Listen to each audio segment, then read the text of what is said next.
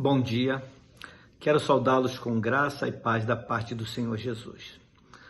Foi Ele mesmo quem nos ensinou a respeito da importância e do significado da palavra do Evangelho, e que também nos advertiu a não abrirmos mão dos seus conteúdos preciosos, ainda que seja com a nobre intenção de anunciá-los àqueles que a desprezam, a fim de que se convertam. Vamos ler mais uma vez o que ele disse, que está registrado no verso 6 do capítulo 7 do Evangelho de Mateus. Não deis aos cães as coisas santas, nem deiteis aos porcos as vossas pérolas, para que não as pisem e, voltando-se, vos despedacem. Meus irmãos e amigos, é muito raro que as pessoas que vivem suprimindo a verdade na sua própria consciência consigam elevar-se suficientemente em suas percepções espirituais para que possam enxergar a verdade. Os homens substituem de maneira fácil e deliberada a verdade de Deus pela verdade humana. A verdade humana leva os homens a todo tipo de perversão moral, e isto está muito visível nos dias atuais, muito embora seja uma prática por demais antiga. A insensatez dos homens é proporcional à arrogância da sua sabedoria. E não pode haver maior insensatez do que aquela que leva um ser humano a adorar, por exemplo, um animal e não a Deus. E um animal não é pior do que quaisquer outros deuses perante os quais os homens também se inclinam. Até mesmo no caso em que esse Deus é o próprio eu, ou a sociedade humana, como se dá no caso do humanismo. Corroborando com o ensino de Jesus, o apóstolo Paulo fez uma forte declaração a respeito desta postura e que se encontra registrada na sua carta aos Romanos, no capítulo 1, versos 18 e seguintes, que gostaria de ler com vocês.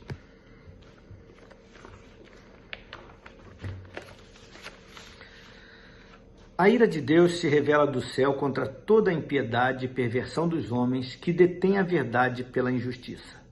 Porquanto o que de Deus se pode conhecer, nele se manifesta, porque Deus lhe manifestou.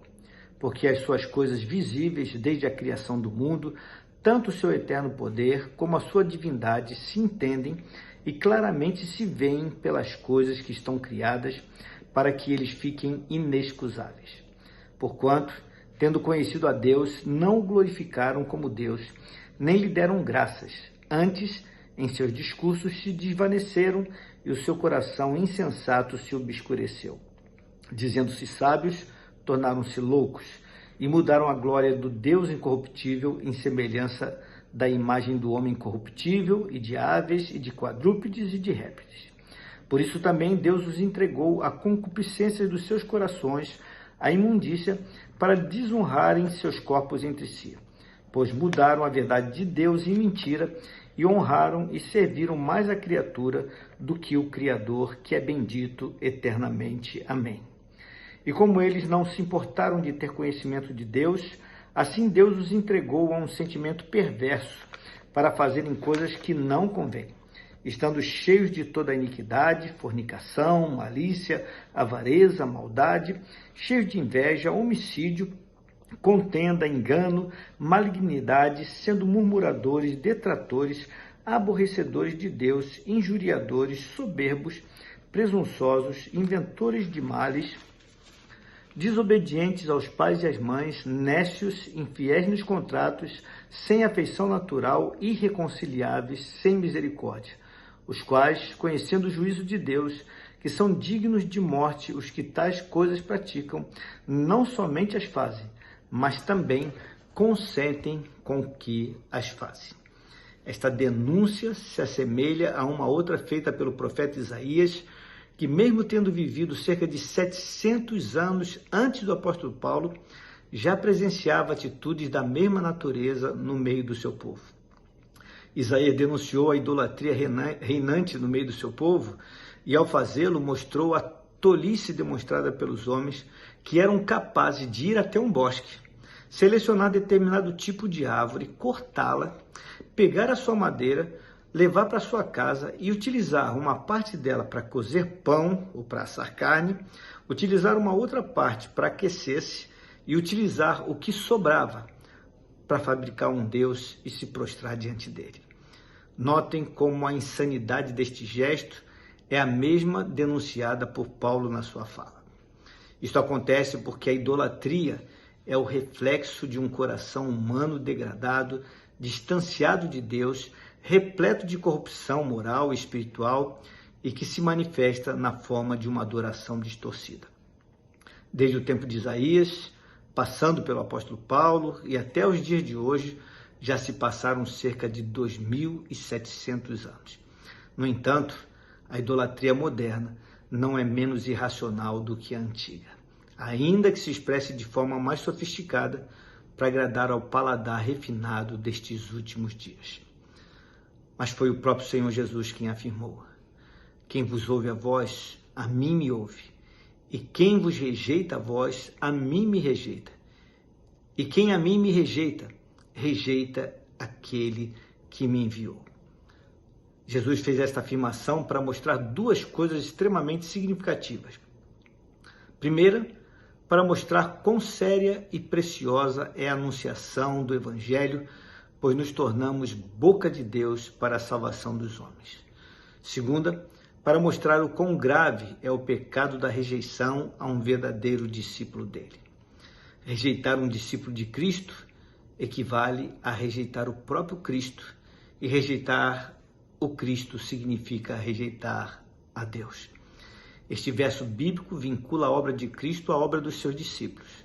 Assim sendo, eu volto ao ensino de Mateus 7, verso 6, para lhes dizer que o mesmo não deve servir de desestímulo quanto ao cumprimento do ID de Jesus, mas deve antes sim ser visto como um aviso para que não degrademos nem a nossa preciosa fé e nem a nós mesmos por meio de uma atitude imprópria, ainda que por condescendência, a fim de anunciar o Evangelho da graça àqueles que de forma deliberada e beligerante o rejeitam.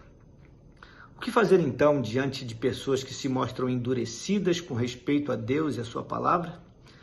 O que fazer quando não conseguimos acesso da parte de alguém? Devemos reconhecer que de alguma forma nós não temos o direito ou poder sobre o outro, que não possuímos acesso imediato ao outro e então nos voltarmos para a oração. Os discípulos de Cristo devem pedir, buscar, bater, porque a nossa maior força se encontra na promessa de acolhimento das nossas orações, porque foi isto que nos garantiu o Senhor Jesus. Pedi e dar-se-vos-á, buscai e achareis, batei e abrir-se-vos-á, pois todo o que pede recebe, o que busca encontra, e a quem bate, abrir-se-lhe-á. Pense nisto.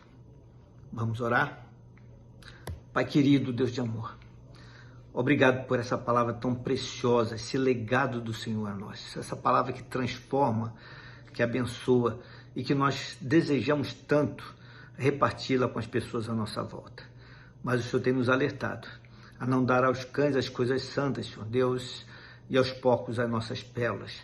As coisas sagradas, as coisas preciosas não devem ser dadas para aqueles que deliberadamente e afrontosamente a rejeitam.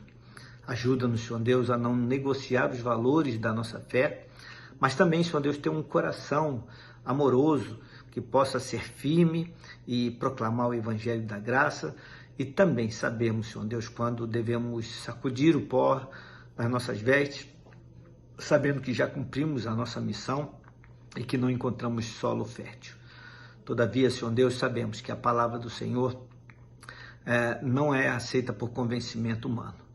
Quem convence é o Espírito Santo. Por isso, quando proclamarmos a palavra, vai adiante de nós e que essa palavra possa ser palavra de vida, chegando ao coração até dos mais incrédulos. É a oração que fazemos ao Senhor, no nome de Jesus. Amém. Meus queridos, tenham uma abençoada quarta-feira. Fiquem na paz do Senhor.